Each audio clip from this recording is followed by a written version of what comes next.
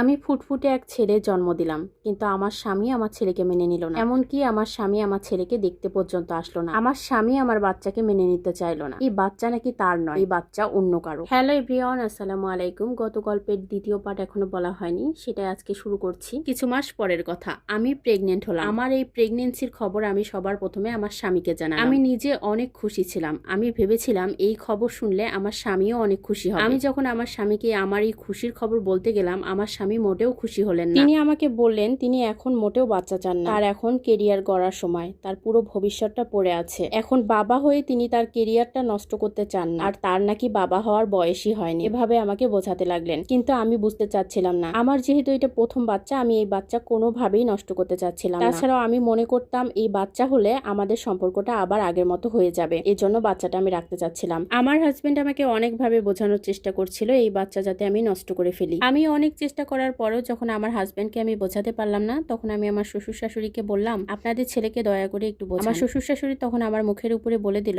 আমার ছেলে যে ডিসিশন নেবে সেইটাই ফাইনাল, তার উপরে কোনো রকমের কথা বলতে পারবা না। তখন আমি বুঝলাম আমার শ্বশুর শাশুড়িকে কোনো কিছু বলে কোনো লাভ নেই। এদিকে আমার হাজবেন্ড এই বাচ্চা নষ্ট করার জন্য বারবার প্রেসার দিচ্ছিল। আমি কোনোভাবেই বাচ্চা নষ্ট করতে চাচ্ছিলাম না। তখন সে নানা রকমের অপবাদ আমাকে দিতে লাগলো, এই বাচ্চা নাকি অন্য কারো, এই বাচ্চা নাকি তার নয়, আরো অনেক রকমের বাজে বাজে কথা। আমি সবই সহ্য করে গেলাম। যখন শেষ পর্যন্ত আমার বাচ্চা সে নষ্ট করাতে পারলো না, তখন সে আমাকে বলল, তোমাকে আমি দুইটা অপশন দিচ্ছি, যে কোনো একটা বেছে নাও, হয় সংসার না হলে এই বাচ্চা। আমি তখন কি করব বুঝতে পারছিলাম না। সংসারটা বাঁচানোর জন্য একবার ভাবলাম এই বাচ্চাটাকে আমি নষ্ট করে ফেলবো। এর মধ্যে হঠাৎ করে আমি অসুস্থ হয়ে গেলাম। আমাকে হসপিটালে ভর্তি করানো হলো। হসপিটালে ভর্তি হওয়ার পর অ্যাবর্শন করব এমন কথাও বললাম। ডক্টর আমাকে দেখে বললেন, এখন আমার প্রেগনেন্সির যে অবস্থা, কোনোভাবেই অ্যাবর্শন করা সম্ভব নয়। এখন যদি অ্যাবর্শন করানো হয় তাহলে আমার মৃত্যুর ঝুঁকি আছে। তখন আমার বাবা মা ডিসিশন নিলেন এই বাচ্চা থাকবে, তারপর আমার সংসার টিকলে টিকবে, না টিকলে নাই। কিন্তু আমার বাবা মা আমাকে কোনোভাবেই হারাতে চাচ্ছিলেন না। এরপর আমি সুস্থ হয়ে বাসায় আসলাম। আমার হাজবেন্ডের সাথে আমার কোনো রকমের যোগাযোগ হয় না। এভাবেই দিন চলতে লাগলো।